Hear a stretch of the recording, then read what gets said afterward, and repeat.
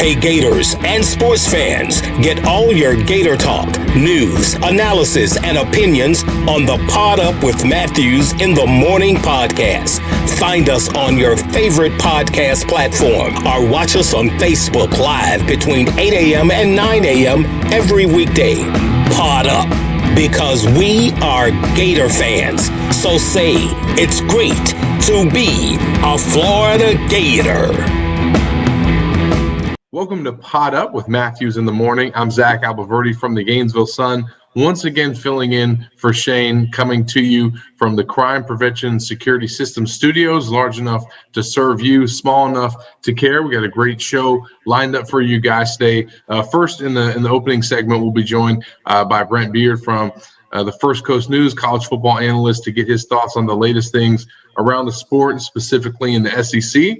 And then in the second segment, we'll be joined by Andrew Spivey from Gator Country to talk some UF recruiting. But first, I want to welcome in Brent to the show. Brent, how's it going, man? Good to catch up with you. Zach, it's good to hear from you. Glad for all the good stuff that has happened to you as of late. Much deserved, might I add. And certainly thanks for helping us out on the segment. And to put it mildly, we would think that this might be a pretty calm time of year. Zach, it's anything but right now, isn't it, pal? No, and you would have thought too, Brent, with obviously COVID-19 and this pandemic that everybody's had to deal with, that maybe because of that we wouldn't see as much coaching activity in the off season and coaching changes, but man, that has not been the case. A lot of movement that we've seen since the college football season ended. And then obviously the big story in the SEC, which we talked a lot about on Wednesday's show, but that was Jeremy Pruitt obviously getting dismissed from Tennessee and all the stuff that's coming out there. But it's not just him, as you know, Brent. There's been a lot of coaching changes in the SEC. And, the great stat that came out this week was, 8 of the 14 SEC coaches that were in attendance at the last SEC Media Days in 2019 have since been fired. And that's how much turnover there's been in the league, and COVID-19 didn't slow that down at all. I remember Shane and I talking about this several months ago, thinking that the athletic directors and the presidents and chancellors would wait until next year to make moves. Simply because probably some of these guys, in fairness to them, needed some more time, and also because of the money crunch that they got from not having fans in the stands and other items that went along with that there would be no changes. But Zach, you remember it started with South Carolina with Will Muschamp. Hey Zach, does that seem like it was a year or two ago now? And we've almost had one. We've had about 2 a month since then, haven't we? I know it's been nonstop, and really these schools and even the SEC have not been shy about pulling the trigger. And obviously the situation with Jeremy Pruitt, he kind of forced their hand there, obviously, but. Again, man, there's a lot of coaching turnover that's going on right now in the league, and once again at Alabama.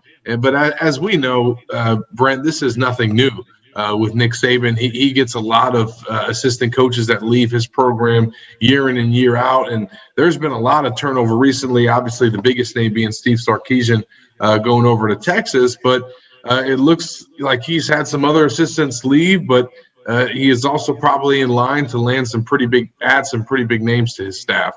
Oh yeah, and the revolving door after a national championship is pretty typical. Now, the thing that happened in Alabama, Saban, I think, really asked a lot of these assistants, Zach, to give him at least 3 years, and a lot of these guys have been able to do so. Now, as Steve Sarkisian has moved on to Texas, he's taking Jeff Banks, Kyle Flood with him. And oh, by the way, when would you have ever seen a situation where Jeff Banks, going as special teams coordinator to Texas, will be paid $1 million, Zach, to be special teams coordinator, which is absolutely unbelievable. Now, Charles Huff did get a head job with Marshall. So certainly congratulations to him. I think they're pretty excited about him coming up. And as you know, Charles Huff is a really good recruiter. But and certainly the latest for Alabama with the additions, Bill O'Brien coming over from the Texans. Can we say, Zach, pretty carefully, but honestly, that he wasn't much of a GM, but he should be a better offensive coordinator, hopefully, for Alabama. And the latest is not official from the university, but what we've all heard that, ironically for you and me, Doug Marrone, formerly of the Jaguars, will be the next offensive line coach at Bama. And as you know, relationships are everything. O'Brien and Marrone are close friends. Yes. I believe they coach together at Georgia Tech. So a roster needed at Bama for the assistants coming and going right now. Yeah, and it's just amazing how he continues to go through this year in and year out, and yet continues to get big names, obviously attracted to his program, and for good reason. But it doesn't slow down that machine that he's created over there in Tuscaloosa. And I think obviously adding names like Bill O'Brien and Doug Marrone to his staff is going to allow him to keep that up. And speaking of Marrone, as you mentioned, that's from our neck of the woods there, Brent, and a big name coming to Jacksonville that's also from our neck of the woods, Urban Meyer, being hired. And just wanted to get your take as a First Coast News guy about Urban coming over there and what you make of that move. Well, living here in the midst of a lot of Jaguar fans and Gator fans, this has frankly been met with a lot of mixed emotion, and a lot of this is brought on by the way that Urban left Gainesville and frankly also left Ohio State. There's a lot of excitement for him coming. They know that he's a brilliant coach, but also there's a lot of skepticism with people that I've talked to. I'm curious if you've heard the same thing, that, will he leave us after 3 years and end up having some kind of meltdown? Some of the media members here made an interesting point, Zach. They said the person that really may benefit the most from Urban is the coach who comes after him, because they'll probably have a boatload of talent at that point. So it's been I think a lot of excitement and enthusiasm, obviously bringing in some guys like Charlie Strong, who this town is familiar with also, but at the same time, I can also understand some of the skepticism that are coming from the fans as they look to the future. Yeah, and obviously I think one of the things that I'm interested to see is, I think like everyone, is how is he going to handle losing? Because that's going to happen. Whereas when he was at Florida and Ohio State, especially, losses were hard to come by, and they pretty much were favored in every game that he played at those programs. And he really took losses there tough. So how's he going to be able to adapt to that? Now, he is a different style of coach as he's talked about, but nonetheless, it's going to be one of the stories of the NFL, and will make Jacksonville Jaguars football a lot more interesting. That's for sure. And you mentioned Charlie Strong, and also Chris Ash is, I think, reportedly expected to join his staff in Jacksonville. And those, as you know, Brent, were two names that were potentially linked to some openings at Florida. So I think maybe for Gators coach Dan Mullen, his old boss getting that job in Jacksonville wasn't so good for him filling out his staff. But that's, according to some of the, reports from Football Scoop, who knows if Charlie Strong would have ended up back in Gainesville. But nonetheless, Dan Mullen has some work to do still to fill out his defensive staff. Yeah, absolutely. Now, Wesley McGriff coming in from Auburn. Now, Zach, I'm old enough to remember when there was almost a gentleman's agreement in the SEC, and this obviously was decades ago, that you would not poach coaches from other SEC teams. Well, that's going out the window for quite a while as they kind of trade coaches back and forth. Obviously, Torian Gray, Ron English, and Christian Robinson supposedly going to Michigan, Zach, and I know there was some. I think there certainly was some effort to get him to stay, but that's still up in the air. I think nothing's beneficial because obviously Mullen came back and doesn't want to lose Robinson, who's a really key recruiter for him. He does have another defensive back coach that he's still got to go after, but that hire is yet to be made. And also, Zach, what a lot of Gator fans thought might happen is Travarius Robinson might be joining the staff. Instead, he has ended up at Miami. So they thought that T-Rob would come aboard. That did not happen either. So, it is, as Zach said for our listeners, Florida and many other schools, very fluid situation, is it not? Yeah, it is. And as you all know, this show is brought to you by Center State Bank. At Center State Bank, put business first. We are the largest community bank in the state of Florida and understand that small businesses need a community business partner that they can rely on. Center State has 4 convenient Alachua County locations. Center State Bank member FDIC. And, speaking of the changes, shakeups, whatever have you on the defensive side of the ball for Florida, as we've seen by now, Brent, one change that's not happening is that defensive coordinator with Todd Grantham. And, a lot of fans may be unhappy with his unit this year, but Mullen made it very clear that, he's got faith in Todd, that he's kind of sticking to him, by him like he always has, obviously at Mississippi State and now at Florida, and feels like some of the changes that they're making at other spots on the defensive staff might be able to help that unit improve in 2021. So we'll see.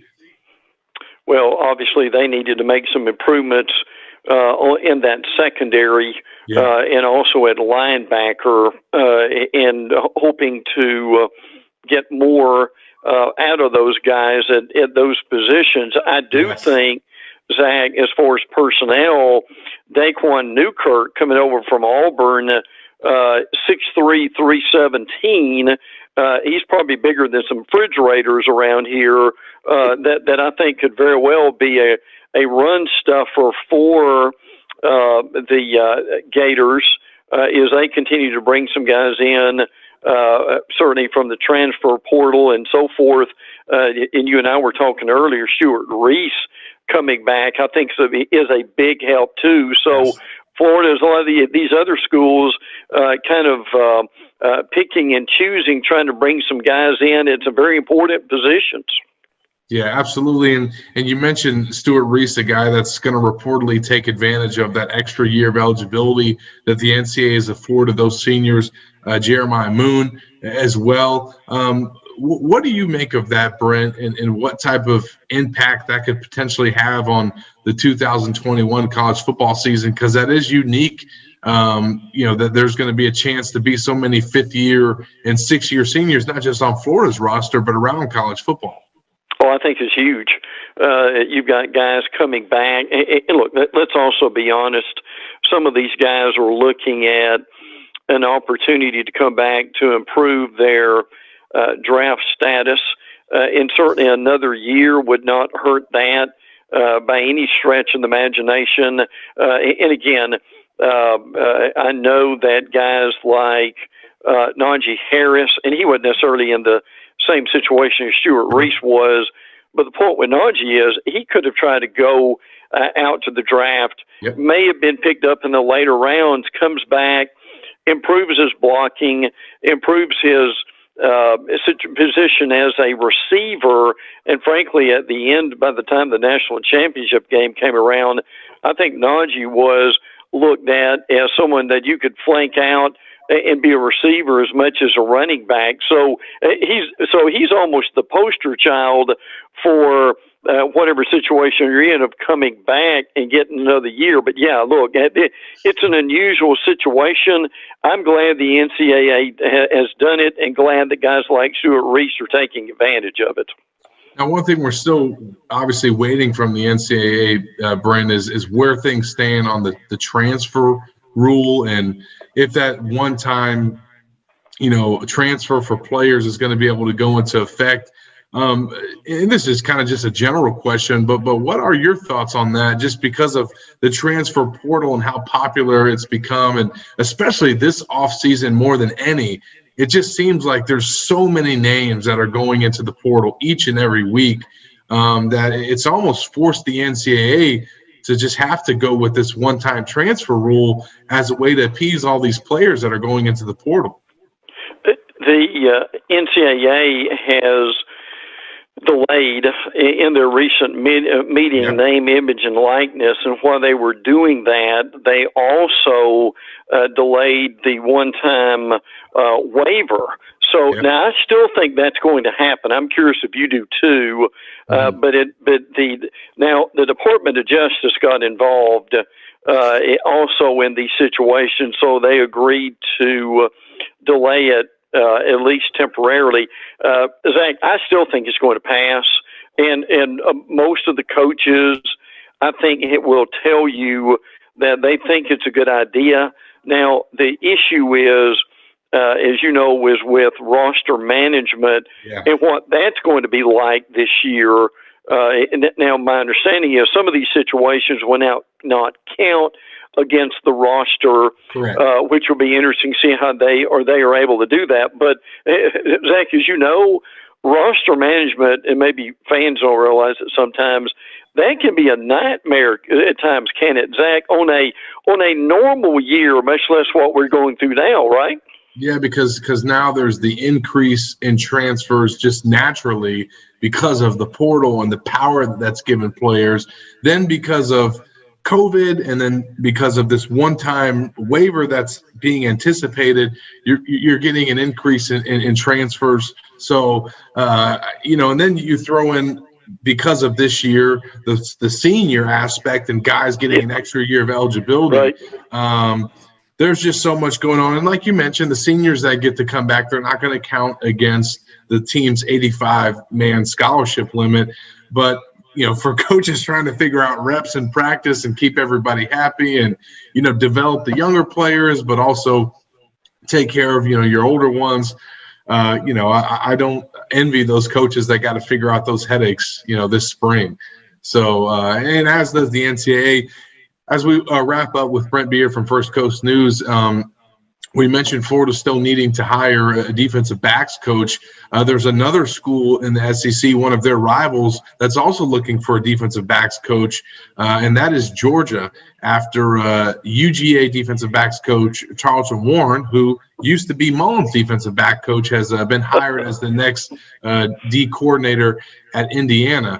And so now you got Kirby Smart and Mullen both out there on the coaching trail trying to find a secondary coach. So we'll see how that plays out. There's been some rumblings about Muschamp and him potentially popping up at Georgia. But I guess we'll find out who gets the better DB coach, right, out of Florida and Georgia. Oh, yeah. Well, the interesting thing about this is you mentioned the Muschamp situation. On Wednesday, that was the flavor of the day on Twitter for a while.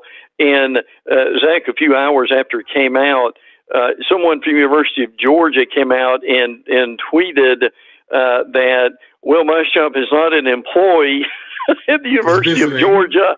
I thought that was rather interesting that they did that. Now, a couple names to keep in mind here. LSU cornerbacks coach Corey Raymond is supposed to be in Athens this weekend to interview. So that may take care of that situation too. And fans may also want to know, Zach, Dan Lanning said he is staying at Georgia.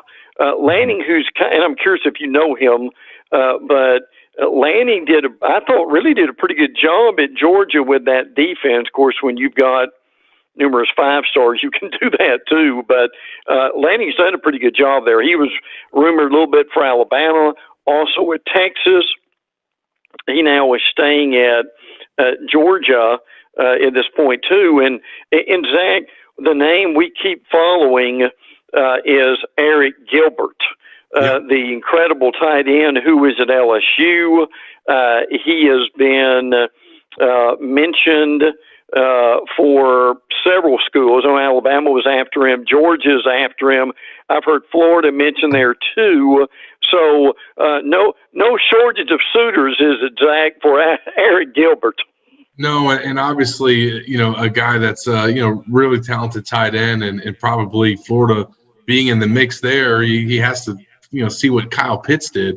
And the type of numbers that he put up in Dan Mullen's offense. So there's absolutely been no shortage of news as the college football season has wrapped up. We're following all this stuff, and you mentioned the D coordinator at Georgia. There was the reports of him potentially being poached by Texas and Steve Sarkisian, and I think that's where the original rumblings of Muschamp ending up in Athens came, as maybe he being a potential replacement for him.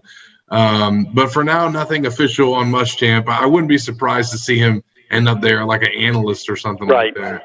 Oh, yeah, absolutely. And just to mention real quick, really one of the big stories coming out on Wednesday, Zach, was we touched on Tennessee, but they had some guys last night enter the transfer portal, something like 4 starters, the biggest being Henry To'oTo'o, their linebacker, who listen, he may need to get another phone as he hears from different coaches. And also Eric Gray has entered the transfer portal. Also, Jameer Johnson, one of their better offensive linemen. So really, really tough at this point for whatever Tennessee does. It's one thing to lose as many coaches and personnel as they have, but right now when you've got some of their better players leaving, Zach, whoever gets that job, it's not going to be an easy rebuild by no stretch of the imagination. No, and I guess as they say, Brent, when it rains, it pours. Yes, it's pouring right now in Knoxville, but I don't think any fans in Gator Nation are feeling bad about it. No. You know that. So, well, Brent, it was so great to catch up with you, man. Thank you for joining us as you always do. We'll definitely chat again this offseason, bud. Good. We'll look forward to it. Zach, thanks so much and take care. Yeah, absolutely. And that was Brent Beaird from First Coast News giving us a rundown on all things college football and even talk some Jags with him. And I want to let you guys know this show is brought to you by Celebration Point, where Gators come to celebrate with premium brands like Bass Pro Shop, Nike, Prime and Pearl, Dave & Buster's, and coming spring 2021, HBC's new restaurant, Spurrier's Gridiron Grill, and Visor's Rooftop Bar. We will see you at Celebration Point, where Gators come to celebrate. We're going to take our first break. When we come back on the other side, we'll be joined by Andrew Spivey from Gator Country to talk some UF recruiting. We'll be right back after this break. We want to take this moment to thank all our sponsors who keep the show going and pay the bills. Our Gridiron sponsors are Crime Prevention Security Systems, large enough to serve you, small enough to care. Titan MRI, Gainesville's only locally owned and operated MRI facility. Meldon Law, where you matter most. Peachland Dental, Gator Nation's first choice for dentistry in Port Charlotte. Comfort Temp, comfort is our business, peace of mind is our promise. G-Tech Sport, keep your athletes in the game with G-Tech Sport. Celebration Point Town Center, Center State Bank, Chris Doring Mortgage. Some of our touchdown sponsors are Campus USA Credit Union, Adams Ribs, Doreen Wiebe Realtor, Caldwell Banker MM Parish, Gator Dominoes, Celebrate Primary Care, Davis Gainesville Chevrolet, Miapa Latin Cafe, Rap Spot, Okido America, Gator's Dockside, Style Cuts, Ironwood Golf Course, TB Financial, Meadowbrook Golf Course, Dar Shakow Insurance.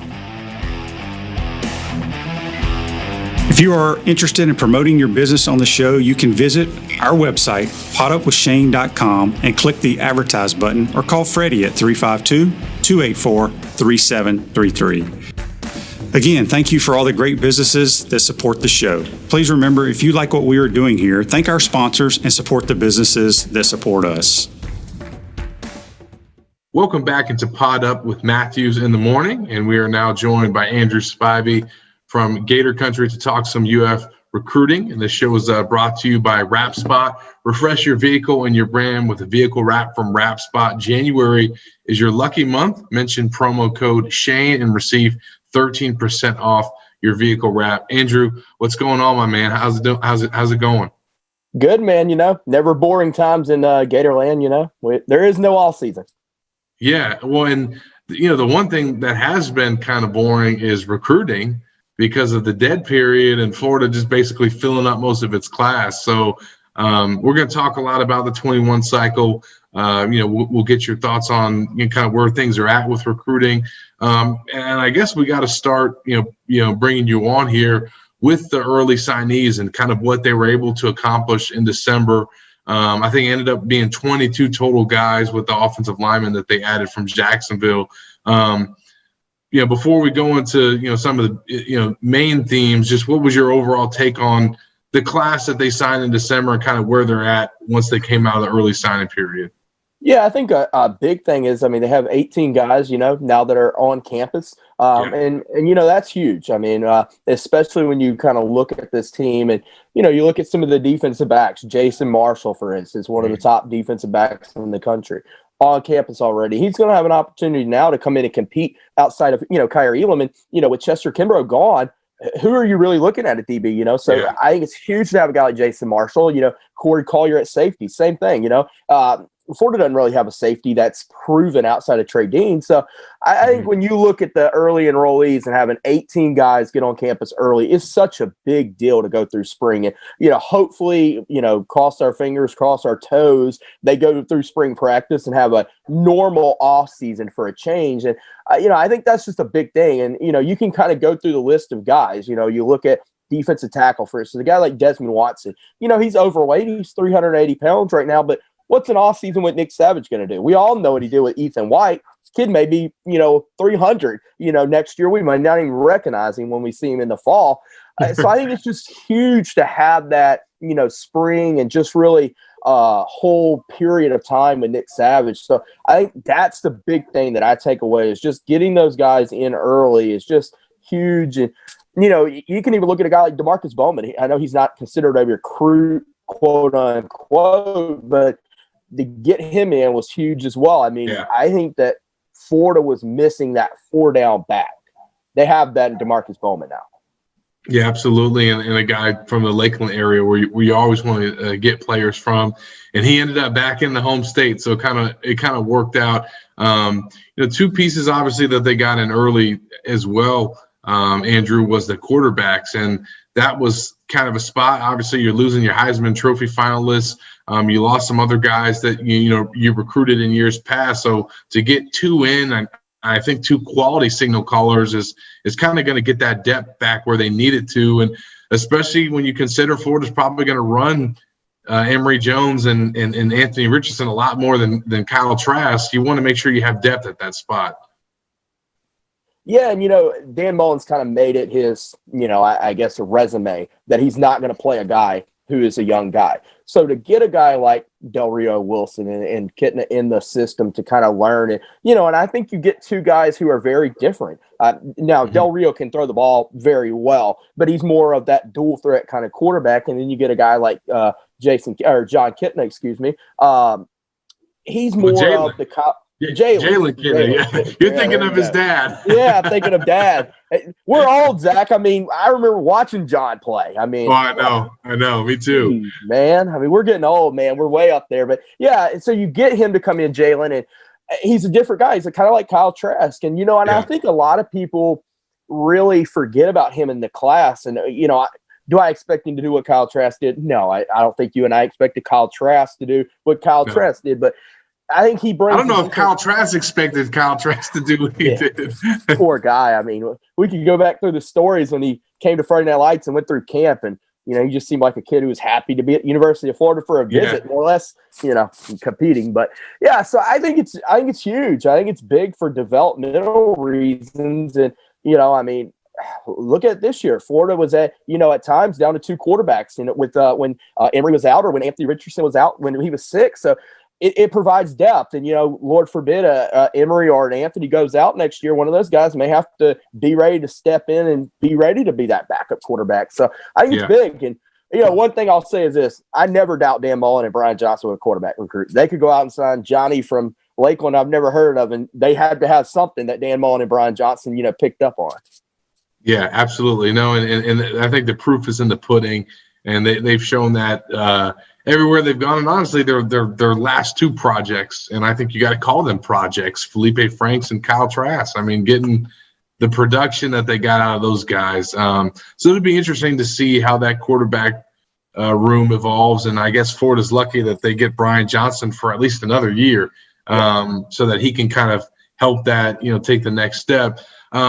Now, those are some of the pieces that you like about Florida's early signees and the guys that they got enrolled early. Where do you feel like are still some holes left in this class, or maybe just some spots that they didn't come up as strong as maybe in the secondary per se?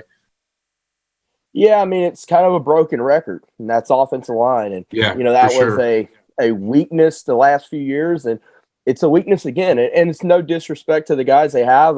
They're going to sign Youssef. He signed. He's going to be here in May. Austin Barber will be here. I think Jake Slaughter is a good offensive lineman, but he's an interior guy. The one problem Florida has going into this year coming up is tackles.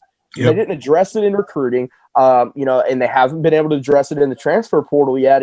That's the concern. And, I think when we look at Dan Mullen's program, for as good as it is right now, they're still weak in the trenches. They're getting better on the defensive front. They added 2 transfer portal guys there as well, and they have some young guys there. But really point to a guy on this offensive line, young guy, older guy, who you can really say is going to be an elite tackle, and there is no one.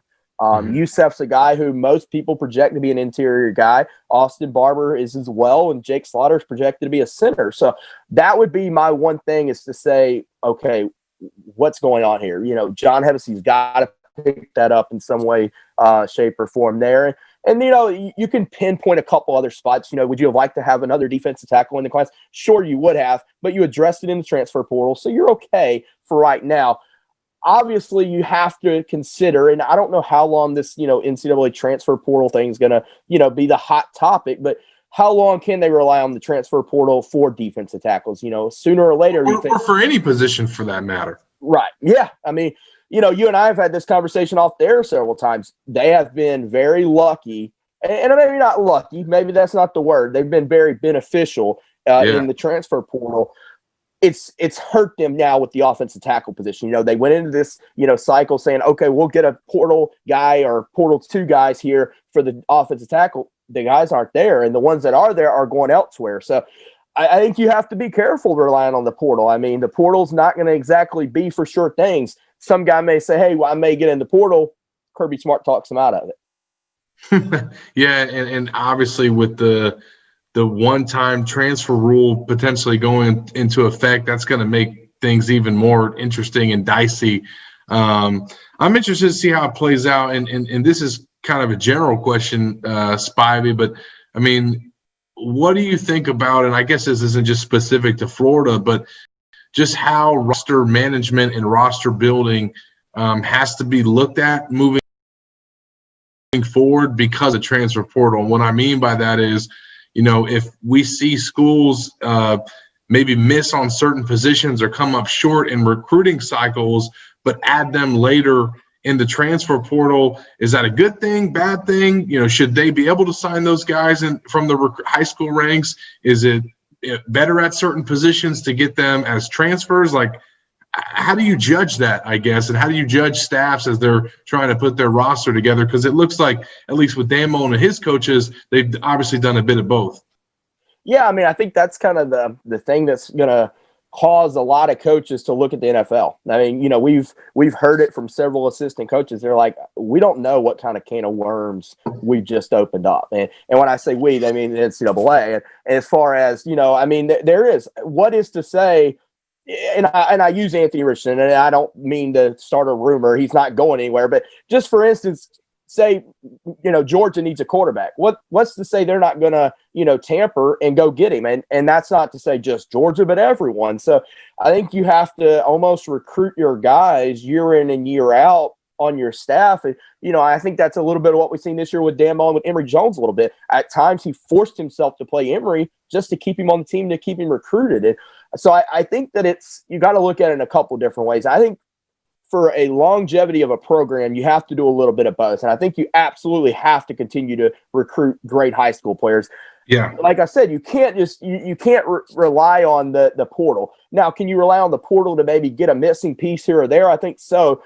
And I think that's kind of where a lot of people, including myself, have concerns with Dan Mullen's approach is how much success can you have if you're always leaning on that portal to land the guys that you simply can't land in recruiting? He's been very fortunate. Jonathan Grenard, that was a big piece, but that was just one piece to add to the puzzle. You look at last year. Brandon Cox Jr. I mean, there's been some names that they've landed. Yeah. I mean, guys that just kind of filled in the pieces to go with guys. They weren't exactly – where would Florida be if they didn't have Trayvon Grimes? I think you can make the argument they've still been a very, very good football team. They didn't rely on that one, transfer portal to come in and save the season. And I think that's where, when you look at next year, that may be what hurts them is they weren't able to sign a grad transfer or transfer portal offensive tackle, and then they didn't get it in the recruiting ranks from high school either. So, I don't know. I really don't know. I say this: it sucks covering recruiting now because it's like. You can't never delete a phone number. You can never delete a kid off Twitter because who knows, in a year they may be coming back. You can't say something that the mom may not like on Twitter because guess what? You may have to talk to that mom again.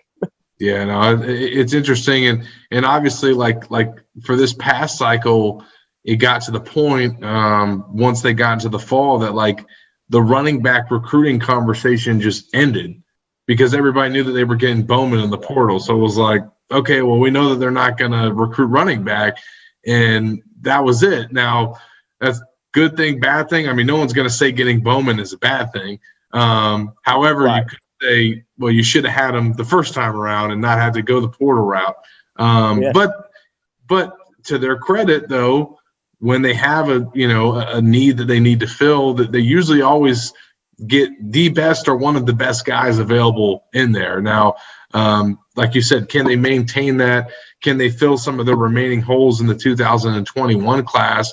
That remains to be seen. And like you said, I think as they fill out whatever remaining needs that they have for this roster for this year, before National Signing Day, you're probably going to see them try to get some pieces on the offensive line and maybe another piece in the secondary. We know they're going after Terrion Arnold. Outside of him, Spivey, Terrion Arnold, what are your thoughts on Florida's chances with him for signing day? And is there one or two other guys that you're watching, particularly closely as we get approach National Signing Day? Yeah, one last thing on the transfer portal. I think it's good for Florida this year because we all know Dan Mullen is really, really good when he can meet face-to-face with a kid. Yep. And not having that this year kind of hurt them a little bit in recruiting, in high school recruiting. So I think that's been very beneficial to Florida, as the portal. But, as far as Terrion Arnold goes, I think it's kind of Georgia-Bama. Georgia-Florida. I know people put Bama in there and say it's a 3-team race, and it might be. Bama may be sitting there closer third than we all think, but from everything we hear, it's a Florida-Georgia battle. Obviously, he has some pull to Georgia with Xavier Ansori, who's a good friend of his. He has people at Florida. Kamar Wilcoxon is a good friend of his as well. So I think the biggest key is going to be how does he connect with McGriff, these next few weeks as they get there. And he says he's going to take some guided visits, whatever that is. I don't even know what he's getting. Whatever. What has he not seen at Gainesville this time that he's going to see next time? Anyway, so I do think Florida has a good chance of landing him. I think Florida has the most need for him out of Florida and Georgia, and I think he can come in and play earlier than at Florida than Georgia, but I think it's going to be all with McGriff. Also, Mike White's playing a big role here. A lot of people forget that Arnold wants to play basketball. Mike White's offered him. Mike White's recruiting him hard. I don't think Tom Green is recruiting as hard at Georgia as Mike White is, and that's going to be a big factor, I think, for Florida. So big for Mike White there. As far as other guys, there's not one particular guy that I think they're really going after. They're continuing to monitor a guy like Trevin Wallace, the linebacker, but they haven't offered. They're monitoring some offensive linemen in the class and monitoring some receivers, but no offers have really went out yet. And I think a lot of that is still kind of, okay, well, what's in the portal we may want? What do we really need? Because Dan Mullen's been very vocal. He wants to save scholarships. He wants to save scholarships for those summer guys that are going to transfer, those grad transfers. So I personally think that you could really just see a Terrion Arnold as the lone remaining guy in the class, and he saved the rest of the scholarships. Maybe not just for transfer portal, but for next year when the senior class is a little bit smaller. Yeah, and you see the way that the roster is kind of played out with the guys that they've added and then some of the transfers that they've had out. It seems like that's the direction that things are trending. So this show is brought to you by Chris Doring Mortgage. At Chris Doring Mortgage, they do mortgage lending right, helping home builders throughout Gainesville and North Central Florida. Call Chris Doring Mortgage today at 352-244-0840. Spivey, we mentioned the early enrollees and guys that'll be here in spring. Certainly some names like Bowman are going to be players to watch. Is there a few other guys that jump out at you that you really want to see what kind of where they're at in the spring, or that you think might be able to make an impact on the team this year? Yeah, there's a couple guys. I mentioned Des Watson. I don't think he plays a ton next year, but I'm interested to kind of see how he moves. Dan Mullen loves him. I mean, we heard it in the press conferences. He loves Desmond Watson. Another guy that I'm very interested to kind of see is Justice Boone at that DN spot. There's not a true need for next year for that defensive end. I mean, Florida returns a lot of guys. Brenton Cox, Zach Carter is going to be kind of the main focus, and then Jeremiah Moon coming back. But I think Boone's a guy that could get in there and play a little bit and compete for some playing time. Then you look at Corey Collier. I really think Corey Collier and Jason Marshall are going to compete for some playing time. We talked about Bowman a little bit. I think, too, at that safety position, guys like Donovan McMillan, where do they kind of feature in? Jordan Young, is he a guy? I mean, we talk about it at the corner spot. Guys are going to have to step up. The depth is gone at the corner spot, with Marco gone, with, C.J. McWilliams gone, and with Kimbrough transferring. So guys like Jordan Young are going to have to step up and be ready to at least play on special teams. So I would say Young and Boone are kind of the two guys that are, outside of the big names, maybe that are smaller, names that aren't out there as much. I think those are two guys that I really, really want to see. And I'm telling you, though, I'm really interested to see what Kitna does in this offense. I don't know why, but I just think he has – I love his game. He's a son of a quarterback. That's what I'm excited about. Yeah, I just anytime you get a guy with that type of background and having a dad like that, and then you pair him with the type of coaching that he's going to get from Mullen and Johnson, and then the fact that he's not going to be under pressure. You know what I mean? He's going to be able to develop and get into games where he's got mop-up duty basically. But another Texas gunslinger, man. Something about those guys that I think maybe Kyle Trask has got Gator Nation excited about. So we'll see, man. I'm just looking forward to recruiting another guy in 2022. Yeah, exactly. Maybe that's just I think a little bit of Brian being a Houston guy is where that's coming from. Yeah. But obviously to wrap you up, Spivey, I think you, like a lot of people, are just looking forward to spring football because that didn't get to happen last year, and it's been so long since Florida had a spring. What are you looking forward to most with this team and this program as they turn a new leaf?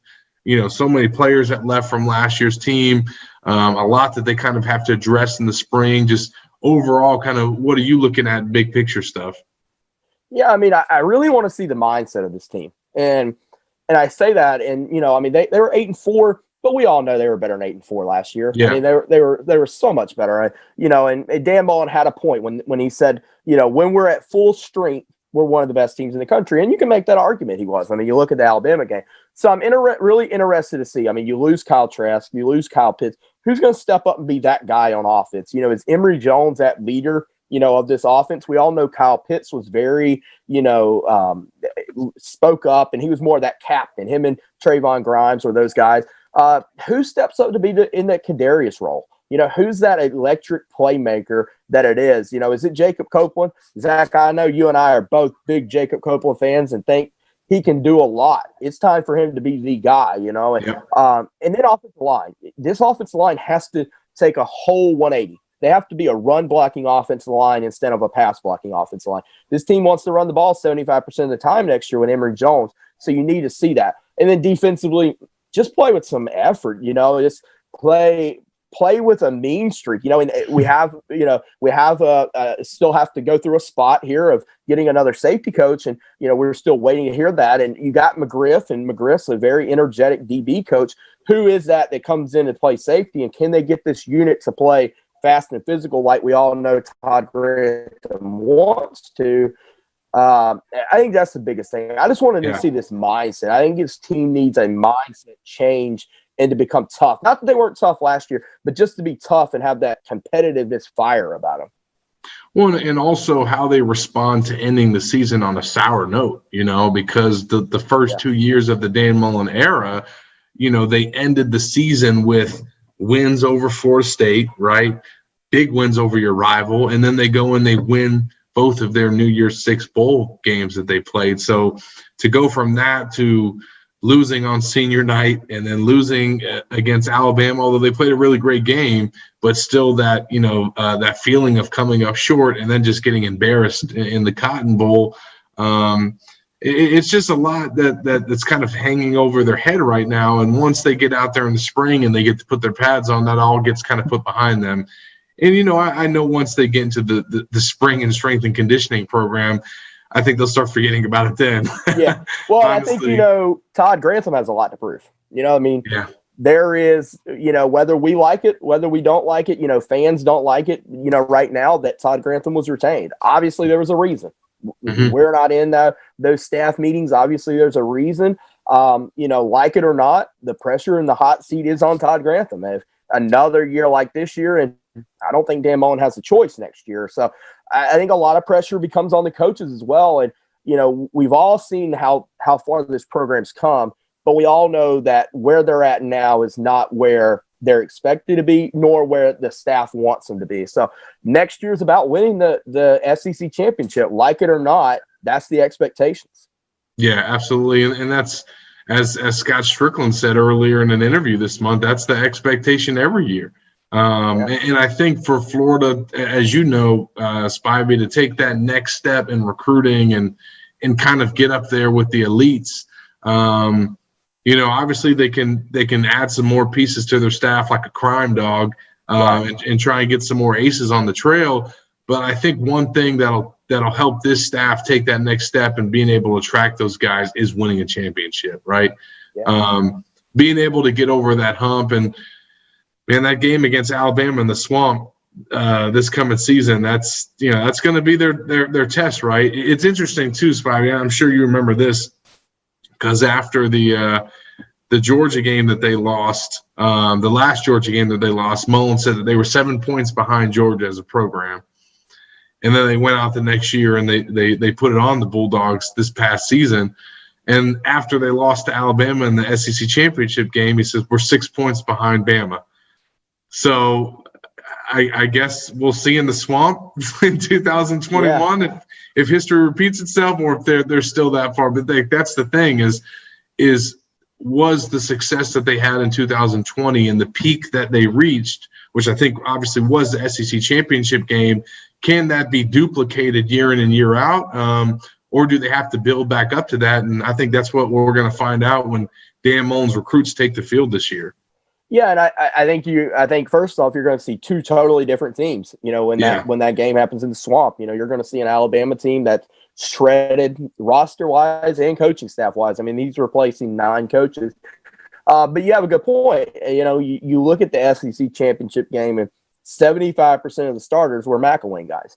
And what Dan Mullen has done a great job with, especially at Mississippi State, was building to have older teams. And every, few years, he was a very veteran-based team, and that's when he made his runs. Can he make those runs now with his on guys and maybe a less veteran group? Because it is going to be a less veteran group, especially on the offensive side of the ball. So I think there's a lot to prove and a lot to show. And, I know Dan Mullen's probably all looking at us saying, y'all are stupid if you think y'all, reached our point by losing to Alabama by 6 points. Well, next year's his time to kind of show that. And, everyone says, well, Kyle Trask wasn't his guy and, didn't fit his offense. Well, now Emory Jones is his guy. He's in year 3 of the program. Let's see it. Let's see what your offense is. Let's see how good you recruited. That you look back at the Cotton Bowl and there's a lot of bad taste in a lot of people's mouth because the young guys didn't look good. That could have been bowl prep. Let's see it. Yeah. Now they got, 6-7 months, to prepare. Yeah, spring before, practice. So let's see it. Yeah, absolutely. And we'll all be looking forward to it. We'll see what National Signing Day brings. You guys can follow Andrew Spivey for all the latest. Not as much buzz out there with this dead period, man. Recruiting has not been the same. But, we know Florida's working, and obviously you do a great job keeping up with all that stuff, man. So appreciate your time. Thanks for joining us, man. And we'll definitely do this again, bud. You got it, Zach. Thanks for having me on. Take care.